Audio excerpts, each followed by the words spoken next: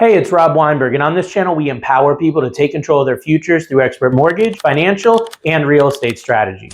If it's your first time watching, go ahead, hit that subscribe button, and don't forget to get notified on all the new content we're putting out every single week. In today's whiteboard lesson, we're going to be talking about cashing out to buy rental properties, specifically cashing out home equity in order to use to buy additional property. So the reason this is opportune right now is because so many people have properties that they bought a year, couple years, or decades ago, and they're seeing these property values going up. They're seeing a lot of pent-up equity in their homes. That's not good. We want to release that equity. We want that equity to go to work for us. And one of the main places that it can do that is by buying rental properties. Many people have more equity in their home or homes than they have in all their other assets combined. So it really lends itself that it makes sense to look at options, to analyze different scenarios that would allow you to tap that equity to build your wealth. So there's a few different ways that you can release equity out of your properties. The first way is selling.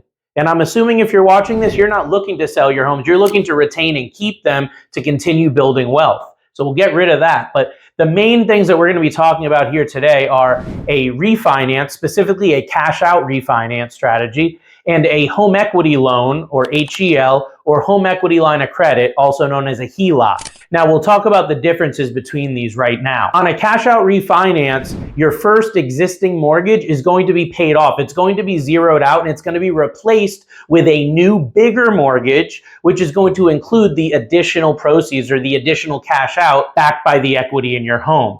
The downside to that refi is you do need to give up your current low potential interest rate, and you're going to be getting and locking in at a current interest rate. However, for many people, the numbers still make sense. Now, on a home equity line or home equity loan, with those, there is not going to be a refinance required. You're going to be able to keep and retain the current mortgage that you have, that existing rate and term that you have on your first mortgage. The home equity loan or home equity line of credit would be a second position or a second lien on the property, so it won't interfere with your current mortgage, and it will be in the amount, the equity that you're looking to take out, plus or minus any fees that are entailed in the home equity loan or line of credit. So those are the options. That's what we're going to be talking about. The first thing that you need to understand when you're looking at potential options on this is, what is your equity position? How much equity do you have in your home? Because depending on the different loan programs and guidelines, you might have way more than you need, or you might not have enough. So let's drill down on that. The equity position that you generally want to be looking at is you want to have a minimum of 20% equity, absolute bare minimum, to be looking at really any cash out strategy on a conventional or non-QM loan. If you're a veteran, you could be looking at up to 100% equity in the home, meaning they'll let you borrow way more money as a veteran, significantly more than they will as just a regular civilian. So that's like a conventional loan versus a VA loan.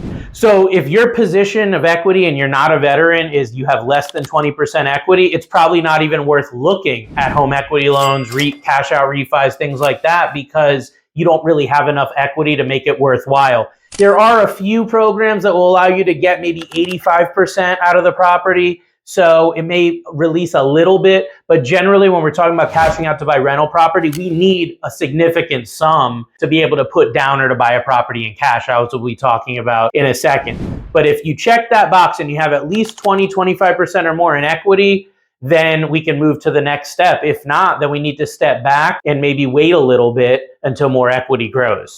So once we've established the equity position, we want to look at the strategy for how we're going to use this money. Are we going to put a down payment on a rental property and then borrow the rest? Or do we have enough cash built up, enough equity built up in the home that using the formulas here, we could cash out enough to buy a property free and clear? So in a lot of areas, the way that looks is maybe you can buy a rental property for $250,000. You're able to cash out from your primary home $300,000. So those numbers would work. But in a lot of areas, you may just have enough, say 50, 100,000, that'll be enough for a nice down payment on a good deal of properties for a real estate investment.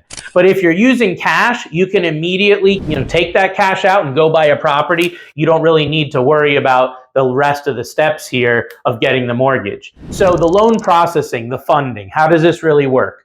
Once you've identified that you're going to move forward with a refi or home equity line, we're going to need to get your loan processed. we're going to need to get it through underwriting, appraisals potentially required, different documentation, that sort of thing. Once that's all done, then we're going to fund your loan. That means that the funds are going to be sent to complete your closing and fund the deal. So this is going to be when you receive the money from the closing. This is going to be when you actually get the liquidity and get that equity into your bank account. Now, the loan processing to funding process, that can take anywhere from, I would say, a couple weeks up to maybe 30 to 45 days. So this is really going to be determined by the type of loan you're getting, the loan officer, and the mortgage company that you're working with, and their efficiency. But generally, I would say in the 30-day range for the entire loan processing to the funding. Now, once that's done, you've got the money in your bank account to move forward to the next step, to buy the rental property. So now we're going to do the pre-approval for your next property. We're actually going to put in your assets, the funds that you received from the cash out refi or the home equity line, and we're going to be able to use those immediately to put down on your next home. Or as we said, if you don't need the mortgage, then just buying it in cash. So sometimes we'll do the pre-approval during the loan processing, just so you can get out there and start looking at homes, but it's contingent on the funding of your loan. If something comes up at the end, you don't receive the funds, there's a problem, well, then you can't move forward. But a lot of my clients, we will do the pre-approval when they're in process, approaching the closing stage. So they have a few weeks wiggle room there, a few weeks of flexibility to actually go out and look at homes, and they can really hit the ground running, especially in a competitive market the way that we're in right now. So I hope that today's lesson has given you some good information